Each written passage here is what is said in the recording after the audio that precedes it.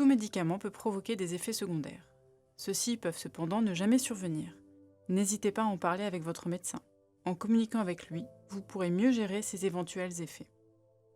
L'atezolizumab est un médicament qui a des effets secondaires.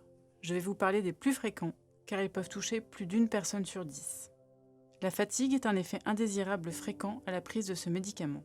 L'origine peut être multiple, mais votre médecin vérifiera le fonctionnement de votre thyroïde en dosant l'hormone stimulant la thyroïde.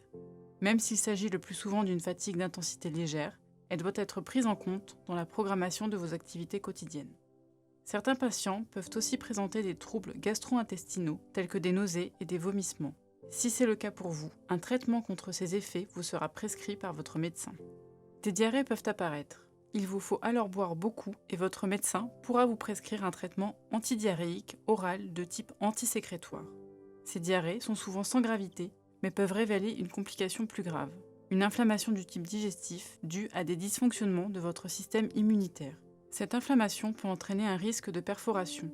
Votre médecin demandera une analyse des selles à la recherche d'une origine infectieuse et évitera les médicaments antidiarrhéiques ralentisseurs du transit.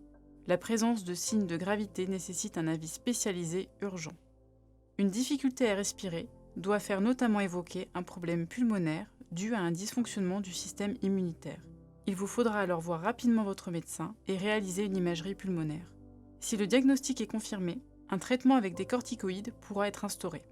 Il peut parfois survenir des effets secondaires cutanés, tels qu'une éruption cutanée avec des plaques rouges plus ou moins étendues. Celle-ci peut parfois nécessiter l'avis d'un dermatologue.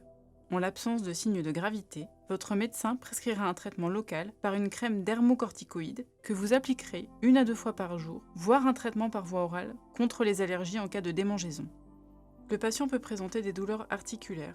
Celles-ci répondent généralement bien aux médicaments classiques contre la douleur, comme le paracétamol. La fièvre, une température supérieure à 38,5 et une diminution de l'appétit sont aussi des effets secondaires fréquents.